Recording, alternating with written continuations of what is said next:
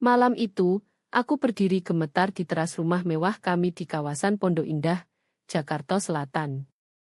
Hujan deras tropis mengguyur tubuhku tanpa ampun, kaki telanjangku tenggelam di genangan air dingin yang mengalir deras. Bapak mengunci pintu dari dalam sementara ibu berbisik melalui celah jendela. Hujan deras ini akan mengajarkanmu kekuatan. Saatnya kamu belajar opo artinya menjadi seseorang yang layak bagi keluarga ini. Mereka pikir aku akan menangis dan memohon. Mereka tak tahu bahwa saat itu, api dendam pertama kali menyala di dalam hatiku. 20 tahun kemudian, aku masih ingat betapa malam hujan yang membekukan itu mengubah segalanya.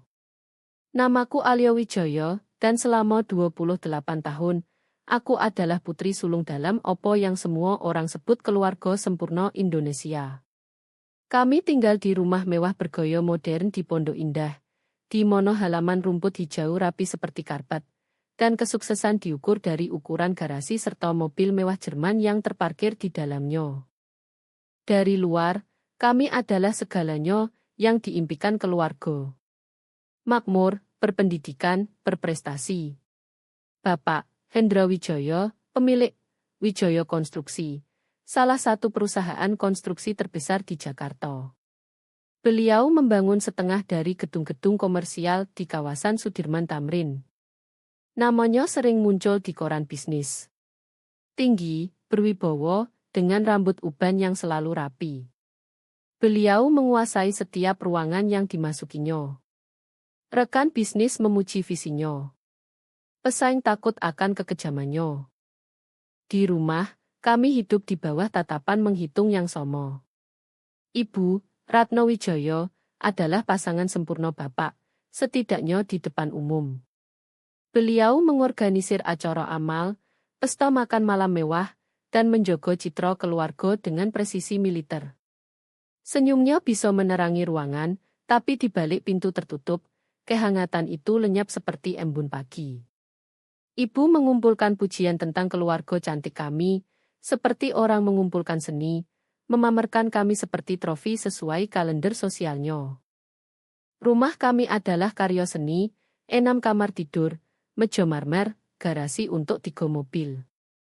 Ruang tamu memiliki jendela dari lantai ke langit-langit yang menghadap taman lanskap profesional.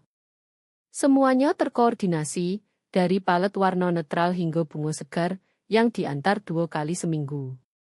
Rumah ini terlihat sempurna untuk majalah gaya hidup. Tapi kesempurnaan ada harganya, dan di rumah kami, harga itu adalah kepatuhan mutlak. Bapak tidak hanya mengharapkan keunggulan. Beliau menuntut penyerahan diri. Setiap makan malam adalah evaluasi kinerja. Setiap pertemuan keluarga menjadi kesempatan untuk menunjukkan nilai kami atau membeberkan kegagalan. Ibu tidak pernah membela kami. Sebaliknya, beliau menyempurnakan kritik Bapak, menambahkan observasi tajamnya sendiri. Aku belajar sejak kecil bahwa cinta di rumah kami datang dengan syarat dan ketentuan, huruf kecil yang berubah kapanpun Bapak memutuskan kami terlalu nyaman. Raport nilai O mungkin mendapat anggukan persetujuan. Kecuali jika anak orang lain memenangkan lomba sains semester itu. Pertunjukan piano bisa dianggap cukup, tapi tidak pernah cukup baik untuk kebanggaan sejati. Kami bukan anak-anak. Kami adalah investasi yang harus menunjukkan pengembalian konsisten. Tetangga melihat kami di gereja atau acara sosial setiap minggu, berpakaian sempurna. Mereka melihat donasi besar Bapak dan kegiatan sukarela Ibu. Mereka melihat aku, putri berprestasi yang akan kuliah mengikuti jalur kesuksesan yang telah ditentukan. Mereka melihat apa yang kami ingin mereka lihat. Mereka tidak pernah melihat pintu tertutup, standar mustahil, atau bagaimana keheningan bisa terasa lebih berat daripada teriakan. Mereka tidak tahu bahwa potret keluarga sempurna kami dicat di atas kanvas kontrol, manipulasi, dan erosi perlahan dari segala yang membuat anak merasa aman dan dicintai. Mereka tidak curiga bahwa di balik dinding bersih kami, sesuatu sedang terbangun, tekanan yang akhirnya akan meledak. Ini adalah kisah bagaimana citra sempurna itu akhirnya hancur berkeping-keping, dan bagaimana hujan deras yang dimaksudkan untuk mematahkan aku justru menjadi tempaan yang membuatku tak terpatahkan. Dari ingatan paling awal, rumah kami beroperasi berdasarkan aturan Bapak.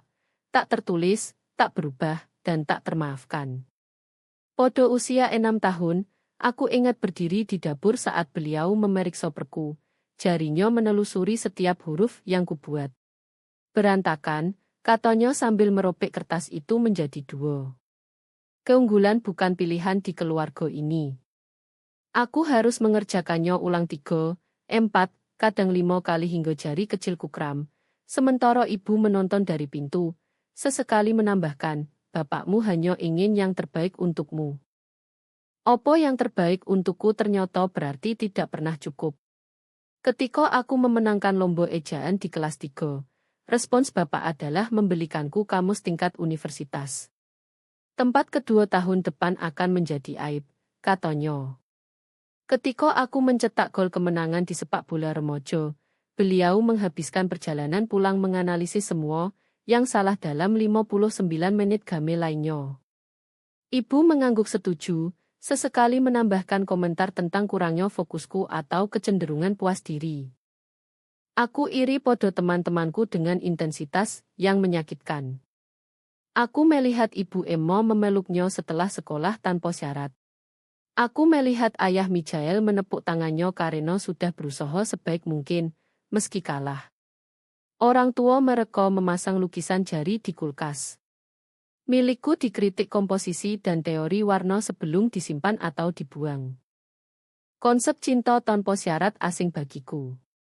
Di rumah kami, kasih sayang adalah moto uang, diberikan untuk prestasi, dicabut untuk kegagalan. Nilai 98 berarti aku kehilangan 2 poin. Mendapat peran utama di drama sekolah berarti aku lebih baik tidak mempermalukan nama keluarga.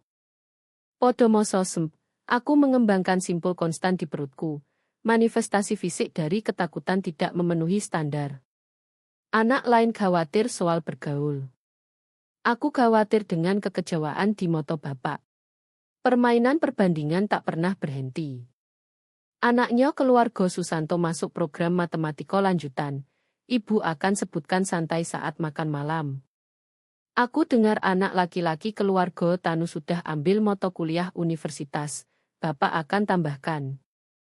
Aku mulai menginternalisasi suara mereka. Kritik mereka menjadi monolog batin. Bagian terburuk adalah betapa normalnya semua itu terasa. Ini adalah cinta, bukan?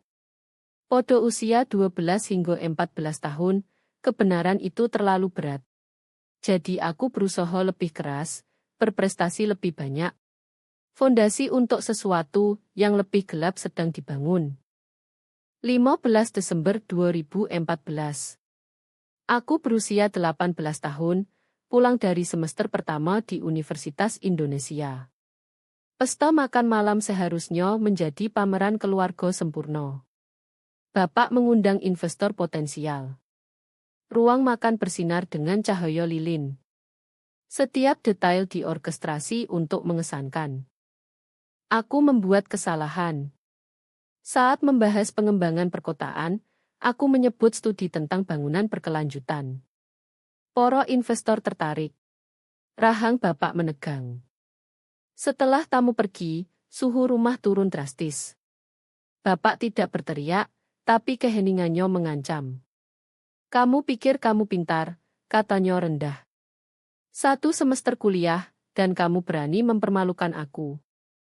Beliau meraih lenganku, menggiringku ke pintu depan. Keluar. Hujan deras masih mengguyur. Bapak, aku tak pakai sepatu. Keluar. Aku melangkah ke teras. Dingin segera menyengat. Di belakang, klik kunci terdengar. Ibu mendekat ke jendela. Hujan deras ini akan mengajarkanmu kekuatan. Saatnya belajar posisimu. Tirai ditutup. Hujan brutal. Kakiku mati rasa.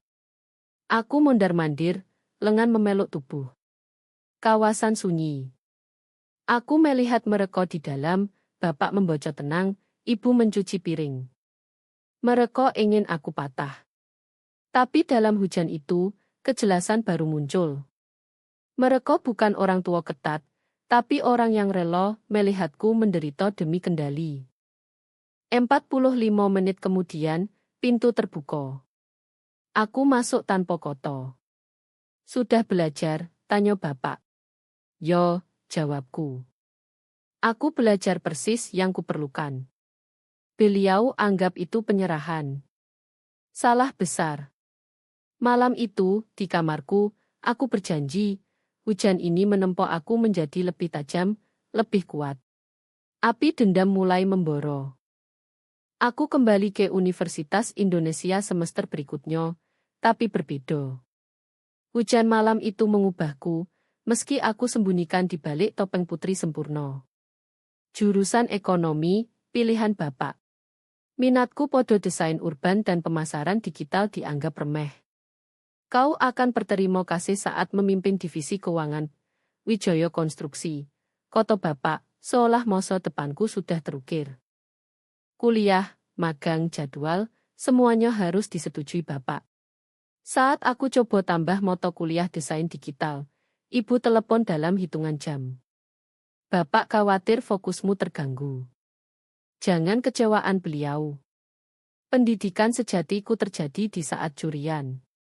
Di perpustakaan, aku pelajari pembangunan berkelanjutan, belajar coding dan marketing online. Profesor di bidang remeh itu melihat bakatku, tapi pujian mereka tak berarti di dunia di mana hanya persetujuan bapak yang penting. Hubungan sosial jadi medan perang lain. Aku pacaran dengan Rian selama 6 bulan di tahun kedua. Anak teknik yang baik hati, cerdas, melihatku lebih dari sekadar nama keluarga. Bapak lakukan background check. Ayah Rian pernah bangkrut 5 tahun lalu. Kita tak bergaul dengan kegagalan keuangan, kata bapak tegas. Ibu tambah lembut tapi tegas, pikirkan anak cucumu nanti. Genetika penting. Pacaran berikutnya dari keluarga pantas berlangsung 3 bulan sebelum aku sadar aku pacaran dengan pilihan orang tua, bukan pilihanku sendiri. Setelah itu, aku berhenti mencoba. Kesepian lebih mudah daripada perang yang tak bisa dimenangkan. Persahabatan pun dipotong. Teman sekamarku menjauh setelah ibu sebut dia biasa saat kunjungan orang tua. Partner belajarku tak balas chat lagi setelah bapak pojokan dia di acara kampus dan interogasi niatnya. Bapak tahu yang terbaik untukmu, jadi mantra ibu setiap telepon mingguan. Bukan tanya kesejahteraanku, tapi cekpo, jaringan, atau hal yang bisa mempermalukan mereka. Cinta tak pernah dibahas. Hanya ketaatan. Tahun ketiga, aku dipaksa magang di Wijaya Konstruksi sementara teman-teman eksplorasi peluang di kota lain. Musim panasku habiskan mengarsip laporan dan duduk di rapat di mana ide-ideku ditolak sebelum selesai diucap. Aku buat strategi pemasaran digital lengkap yang bisa modernisasi pendekatan perusahaan. Bapak lihat 30 detik lalu bilang komplikasi tak perlu. Ironi menyakitkan. Aku unggul di ekonomi yang kubenci, tapi rindu tantangan kreatif yang ditolak. Profesor memuji pikiran analitisku, tapi opo gunanya analisis jika setiap kesimpulan harus cocok dengan hasil yang sudah ditentukan bapak. Aku belajar beri mereka yang mereka inginkan sambil simpan pikiran sejati di balik kunci. Peran ibu dalam penyiksaan ini lebih licik dari kontrol langsung bapak. Beliau penegak manipulasi emosional. Keluarga nomor 1, koto ibu, tapi jelas aku bukan keluarga sungguhan, aku investasi yang harus beri hasil. Kami beri kau segalanya, koto beliau, seolah makanan, tempat tinggal, dan pendidikan adalah hadiah, bukan kewajiban orang tua. Paling tidak kau bisa hormati keinginan kami. Di tahun terakhir, aku main peran sempurna, putri patuh, calon eksekutif, yang tak pernah bertanya atau mengeluh. Tapi di bawah itu, aku dokumentasikan segalanya. Setiap panggilan kontrol, setiap kesempatan ditolak, Setiap momen kontrol mereka mengalahkan pura-pura cinta orang tua. Aku tak tahu akan gunakan catatan itu untuk opo, tapi aku tahu itu penting.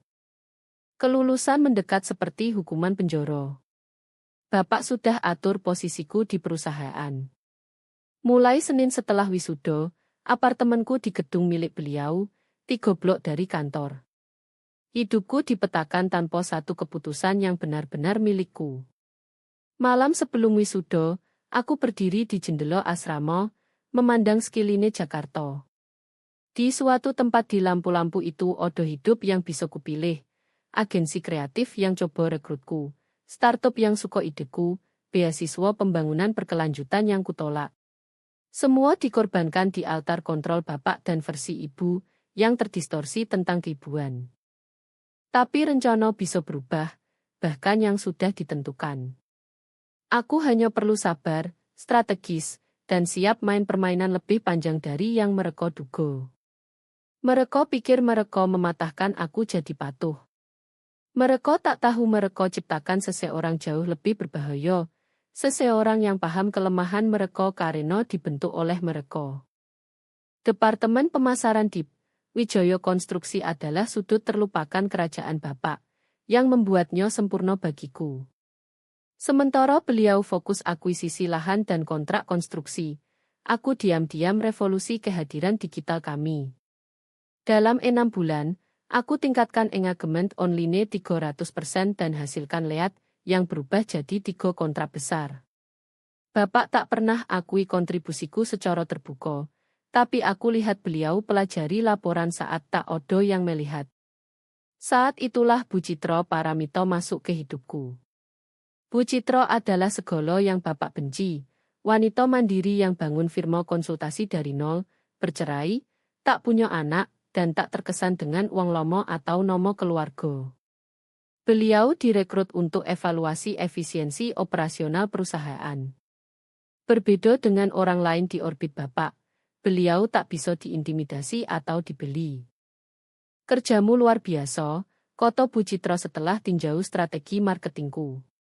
Kami di kantor kecilku, ruang penyimpanan yang Bapak anggap cukup untuk level pemula meski aku punya gelar dan hasil nyoto. Kenapa kau tak pimpin departemen ini? Bapak percaya hierarki tradisional, jawabku hati-hati.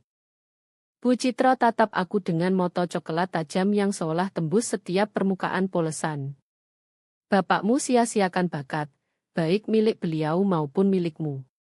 Selama 3 bulan berikutnya, Bu Citra jadi mentor tak resmi. Pertemuan kami terlihat profesional, metrik, strategi, analisis pasar, tapi di bawahnya beliau ajarkan hal lain. Kekuasaan bukan diberikan, Alio. Kekuasaan diambil, kata beliau suatu sore setelah Bapak tolak presentasiku demi strategi inferior dari anak teman golfnya. Dan kadang mengambil kekuasaan berarti paham sistem itu tak dibuat untukmu sukses di dalamnya. Opo yang kau sarankan? Aku sarankan kau berhenti cari persetujuan dari orang yang tak mampu memberikannya. Beliau bersandar. Bapakmu lihat kau sebagai ekstensi dirinya, bukan individu. Ibumu pertahankan dinamika ini karena jaga posisinya sendiri. Kau bisa revolusi seluruh perusahaan ini, tapi mereka tetap lihat kau sebagai anak yang perlu dikendalikan. Kebenaran kata-katanya menyentak seperti air dingin. Aku selama ini coba dapatkan sesuatu yang tak pernah ditawarkan. Dokumentasikan segalanya, saran Bu Citra di percakapan lain. Setiap penolakan, setiap ide curian, setiap saat kontribusimu diminimalkan atau diabaikan, bukan untuk dendam, untuk bukti. Ada beda antara pendendam dan siap sedia. Aku mulai catat dengan teliti, email di mana Bapak klaim kredit strategiku, rekaman rapat di mana proposalku ditolak lalu diimplementasikan minggu berikutnya sebagai ide orang lain. Review kinerja yang kritik kurang inisiatifku, meski bukti inovasiku ada. Bu Citra juga buka pintu yang Bapak tak tahu ada. Beliau perkenalkan aku ke jaringannya, pengusaha, pemodal ventura, direktur kreatif yang beroperasi di luar klub lelaki tua yang Bapak pelihara. Melalui beliau, aku bertemu Alea Sari, yang jalankan firma pemasaran digital di Surabaya. Saat kau siap pergi, telepon aku, koto Alea sambil geser kartu namanya. Kemungkinan kabur mulai terasa nyoto. Sementara itu, aku bangun kemandirian finansial diam-diam. Aku buka rekening di bank yang Bapak tak pakai, salurkan bonus dan kerja freelance di bawah nomo samaran Kesono. Tak banyak, tapi milikku. Setiap rupiah yang ditabung adalah langkah menuju kebebasan. Ibu perhatikan perubahanku lebih dulu. Kau kelihatan jauh akhir-akhir ini, komentar beliau saat makan malam wajib. Pengaruh Bu Citra. Kuroso wanita itu teladan buruk. Tak punya keluarga, tak stabil. Beliau sukses, balasku. Sukses tanpa keluarga adalah kekosongan, jawab ibu, nodo suaranya tutup pembicaraan. Bapak dan ibu tahu yang terbaik untuk masa depanmu. Termasuk pengaruh yang tepat. 2 minggu kemudian, kontrak Bu Citra dihentikan lebih awal. Perbedaan filosofi, jelas Bapak ke Dewan, meski semua tahu karena beliau tolak stempel keputusan Bapak. Hari terakhir, Bu Citra tarik aku ke samping. Mereka terancam olehku karena aku lihat potensimu, koto beliau. Tapi lebih penting, aku tunjukkan kau juga lihat itu. Jangan biarkan mereka redupkan cahayamu, Alyo. Dan ingat, setiap kerajaan punya titik lemah. Orang tuamu bangun milik mereka atas asumsi kau selalu patuh. Asumsi itu kelemahan terbesar mereka. Beliau tinggalkan aku bukan hanya nasihat, tapi koneksi, strategi, dan yang terpenting, pengetahuan bahwa aku tak gila. Disfungsi yang kualami bukan normal, bukan bisa diterima, dan bukan salahku. Malam itu, di apartemen milik Bapak, di gedung milik beliau, dikelilingi pengaruhnya, aku ambil keputusan. Aku tak hanya akan pergi. Aku tak hanya akan kabur dan biarkan dinasti toksik mereka lanjut. Aku akan hancurkan itu potong demi potong, pakai segala yang mereka ajarkan tentang kekuasaan, kontrol, dan manipulasi. Bu Citra nyalakan korek api. Saatnya rawat api itu sampai cukup kuat bakar segalanya. Mereka ciptakan aku sebagai penerus sempurna. Sebaliknya, aku jadi musuh sempurna mereka. Ironi itu manis. Mereka pecat satu-satunya orang yang mungkin bujuk aku hanya pergi. Kini aku tak punya lagi selain waktu dan tekad. Kalau investor tahunan, Wijaya Konstruksi adalah mahkota Bapak. Tradisi Desember di mana beliau pamerkan dominasi di real estate Jakarta. Tahun ini beliau undang eksekutif dari Titan Group, firma besar yang pertimbangkan joint venture senilai 40 miliar rupiah. Ballroom hotel mewah bersinar dengan chandelier kristal dan kemewahan terhitung. Aku pakai gaun navy yang ibu pilih, peranku sudah diskrip. Terlihat tapi diam, mengesankan tapi tak mendominasi. Semua hancur saat presentasi. Bapak tengah presentasi proyek Mijeduse baru saat Pak Marcus dari Titan tanya tentang praktik bangunan berkelanjutan dan dampak lingkungan jangka panjang. Respons Bapak dismisif, sebut biaya awal lebih penting daripada manfaat masa depan. Aku lihat eksekutif Titan tukar pandang. Ini jelas prioritas mereka.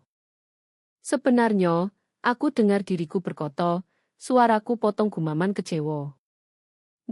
Wijaya sudah kembangkan kerangka keberlanjutan komprehensif. Wajah Bapak kaku. Gelas campakne ibu berhenti di tengah jalan ke bibir. Aku lanjut, tarik data di tabletku. Aku analisis ROI metode konstruksi hijau. Biaya awal naik 12%. Tapi penghematan energi dan insentif pajak beri return 23% dalam 5 tahun. Lebih penting, ini posisikan Wijaya sebagai mitra visioner bagi investor sadar lingkungan. Eksekutif Titan condong maju, tertarik. Marcus tanya follow up, yang kujawab dengan presisi. kutip studi dan proyeksi yang kupersiapkan bulan lalu, pekerjaan yang Bapak anggap tak perlu. Ini persis yang kami cari, Koto Titan. Pak Hendro, Ando tak sebut Putri Ondo pimpin inisiatif ini. Dia tidak, Bapak mulai. Tapi aku potong halus. Aku kerjakan ini secara independen, berharap presentasi di saat tepat. Saya percaya kemitraan seperti ini layak inovasi, bukan hanya tradisi. Percakapan bergeser. Tiba-tiba aku pusat perhatian, jawab pertanyaan, tawarkan solusi. Aku lihat rahang Bapak makin tegang setiap menit. Ibu taruh gelas, kuku terawat rapi mencengkeram celut. Saat tim Titan mundur diskusi pribadi, Bapak cengkeram si kuku. Kita perlu bicara sekarang. Beliau arahkan aku ke pintu teras. Ibu ikut. Udara Desember menusuk gaunku saat kami keluar. Suara pesta teredam koco. Berani sekali kau, suara Bapak rendah, berbahaya. Berani kau rebut presentasiku. Aku selamatkan presentasimu, balasku. Mereka mau pergi. Kau permalukan aku. Buat seolah aku tak paham bisnis sendiri. Ibu mendekat. Suaranya madu beracun. Kau tak bisa menahan diri yo. Selalu perlu jadi pusat perhatian. Ini momen bapakmu, dan kau rusak semuanya. Kau rusak segalanya, seperti biasa.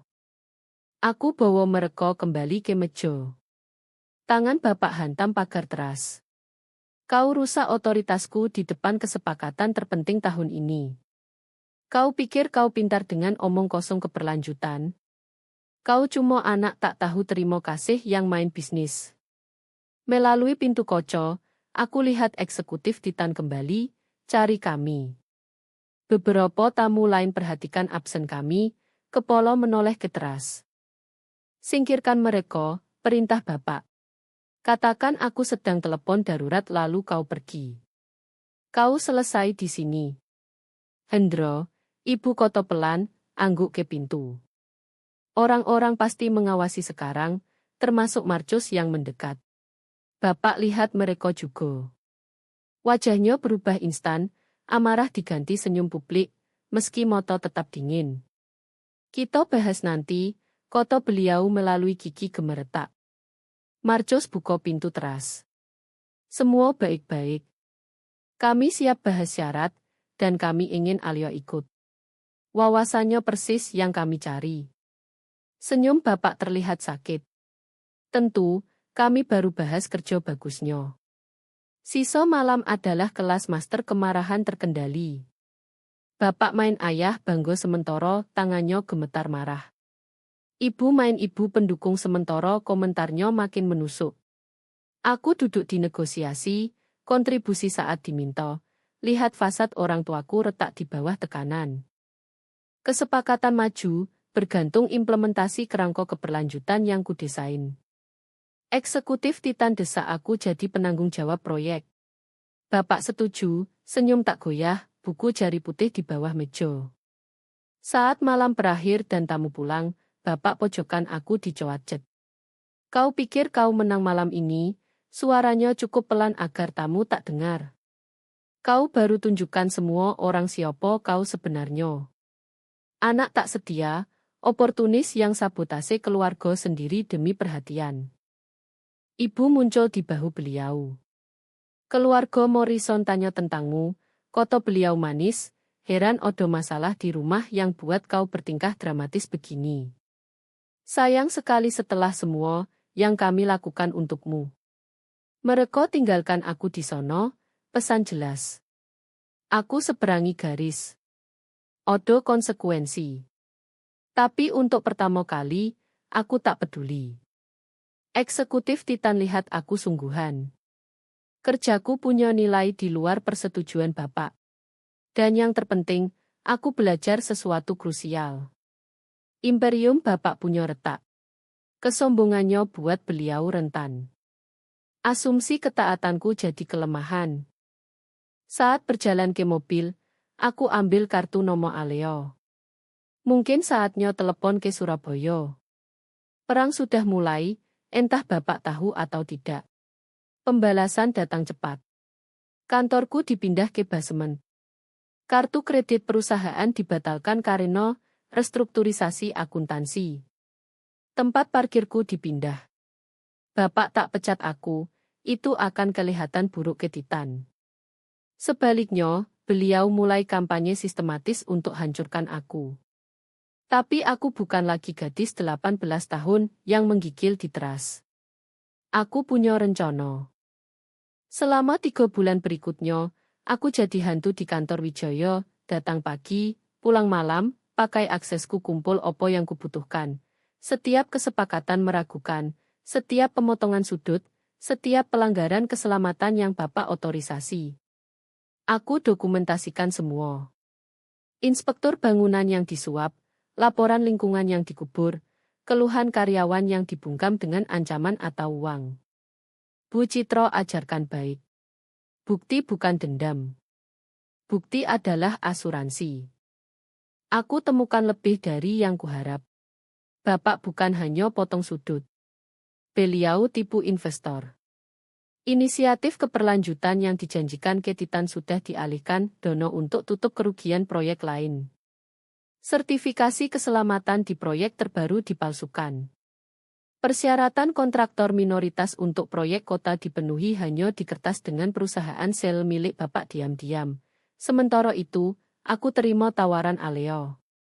Aku mulai di firma Surabaya dalam 6 bulan, tapi mulai kerja remote proyek kecil, bangun reputasi di luar bayang-bayang Bapak. Pekerjaan itu energiku dengan cara Wijaya tak pernah beri. Aku bagus dalam ini, benar-benar bagus. Klien suka pendekatan inovatifku, kemampuanku gabung keberlanjutan dengan profitabilitas. Ibu perhatikan sikapku berubah. Kau kelihatan berbeda, komentar beliau di makan malam wajib. Jauh, tak tahu terima kasih. Aku fokus kerja, jawabku datar. Kerja bapakmu, koreksi ibu. Jangan lupa siapa yang beri kesempatan ini. Bapak hampir tak lihat aku lagi, bicara lewat asisten, tapi aku tahu beliau awasi, tunggu aku patah, merangkak kembali, memohon ampun. Proyek Titan jadi senjataku. Sebagai penanggung jawab, aku komunikasi langsung dengan eksekutif mereka. Aku kirim semua yang dijanjikan, lewati setiap ekspektasi. Tapi aku juga catat dengan teliti upaya Bapak merusak persyaratan keberlanjutan, perintah pakai material murah, amarahnya saat aku desa ikuti spesifikasi kesepakatan. Marcos dari Titan telepon langsung suatu siang.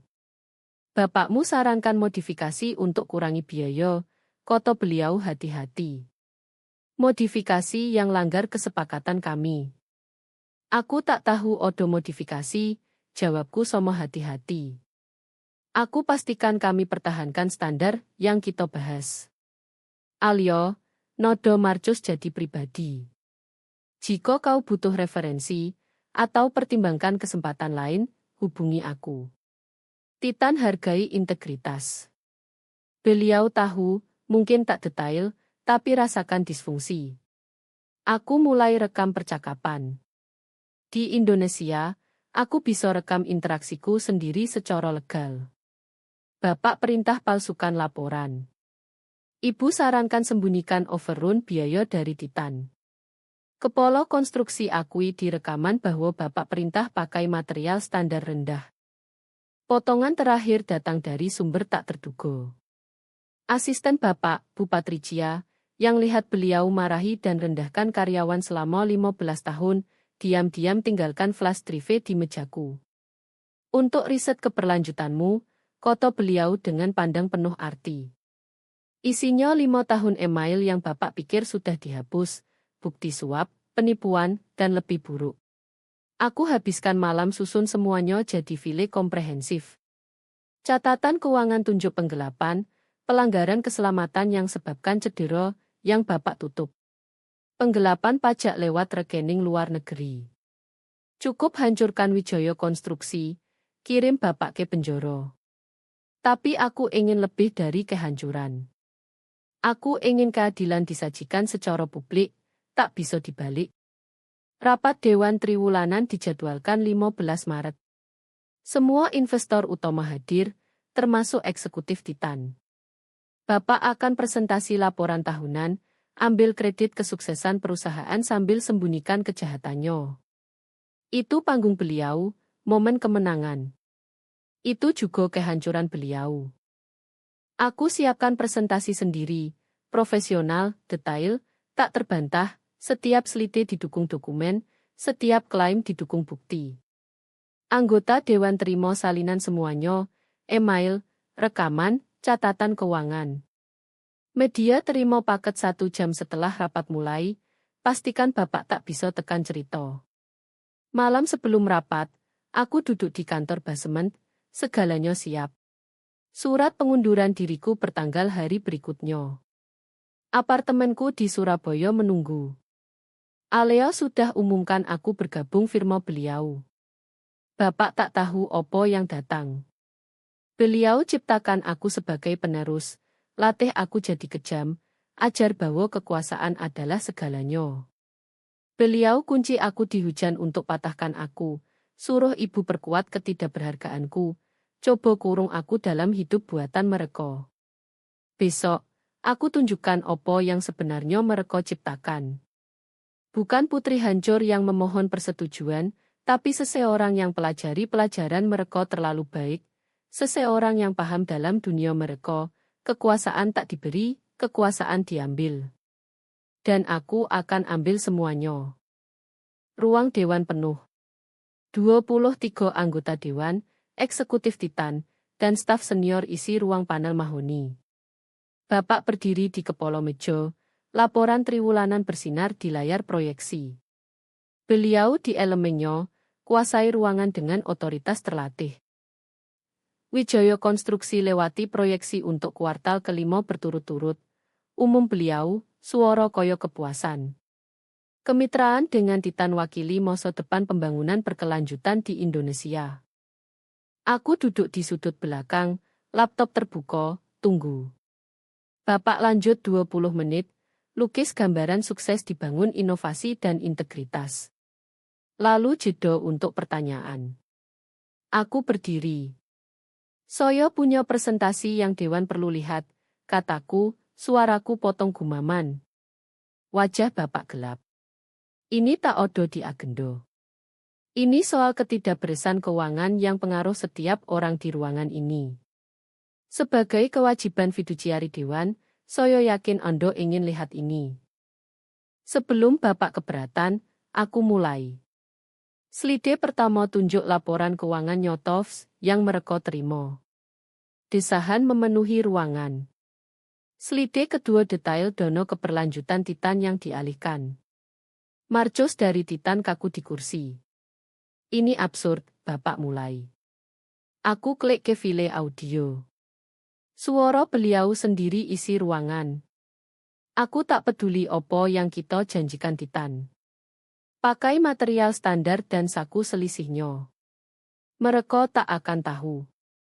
Slide demi slide, rekaman demi rekaman, suap ke inspektur kota, sertifikat keselamatan palsu, karyawan yang lumpuh karena sudut potong Bapak, dibayar dan dibungkam. Setiap pengungkapan paku lain di peti mati imperium Bapak. Ibu berdiri di tengah, wajah pucat. Ini putri kami, umum beliau ke ruangan, suara gemetar. Dia sedang breakdown. Jelas dia fabrikasi. Aku putar rekaman lain, suara ibu sarankan sembunyikan overrun biaya, suruh aku buat angka cocok apapun realitasnya. Ruangan meledak. Anggota Dewan teriak pertanyaan.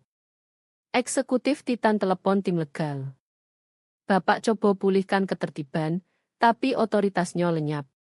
Beliau hanya pria terperangkap kebohongannya sendiri, lihat imperiumnya runtuh. Kau tak tahu terima kasih, Bapak mulai arahkan ke arahku. Tapi Marcos dari Titan langkah di antara kami. Kuroso Ondo sudah cukup, Pak Hendro, koto Marcos dingin. Tim legal kami akan hubungi. Kemitraan dihentikan efektif sekarang. Anggota Dewan sudah telepon sesi darurat, bahas tindakan hukum, jogo jarak dari skandal. Pengacara perusahaan telepon, aku asumsikan polisi. Bapak berbalik ke arahku, wajah campur amarah dan tak percaya. Kau hancurkan segalanya, keluargamu sendiri. Tidak, kataku, tatap matanya mantap. Kau hancurkan itu malam kau kunci aku di hujan dan bilang aku perlu belajar tempatku. Kau tak sadar tempatku bukan di bawahmu. Itu di luar kamu. Ibu mendekat, air mata mengalir di wajah Rias sempurna.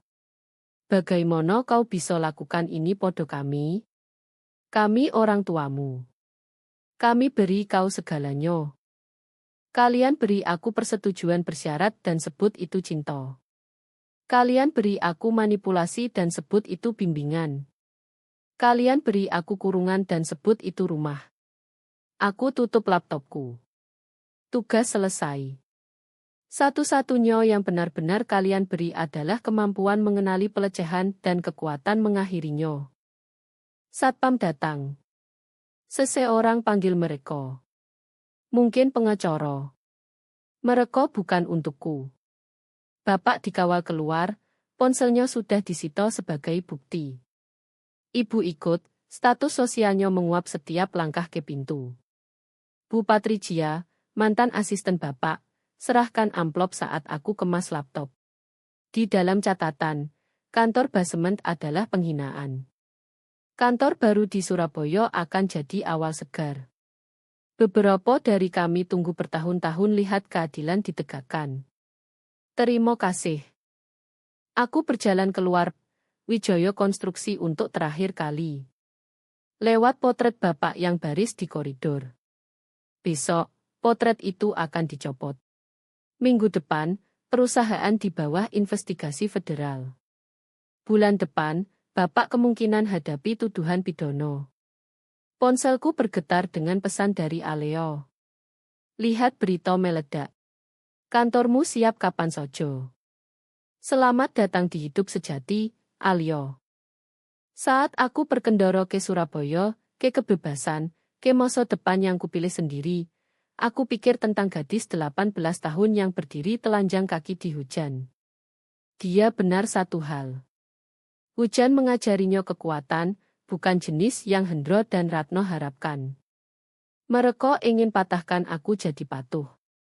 Sebaliknya, mereka tempo aku jadi seseorang cukup kuat hancurkan siklus. Seseorang yang paham kekuasaan sejati bukan tentang kontrol orang lain, tapi tolak dikendalikan. Matahari terbenam saat aku seberangi batas kota. Di spion belakang, Jakarta memudar, bawa 28 tahun cinta bersyarat dan manipulasi emosional. Di depan Odo Surabaya, Firmo Aleo, dan kesempatan bangun sesuatu asli. Untuk pertama kali dalam hidup, aku bukan putri siapapun, bukan investasi siapapun, bukan kekecewaan siapapun. Aku hanya Aleo, dan itu cukup.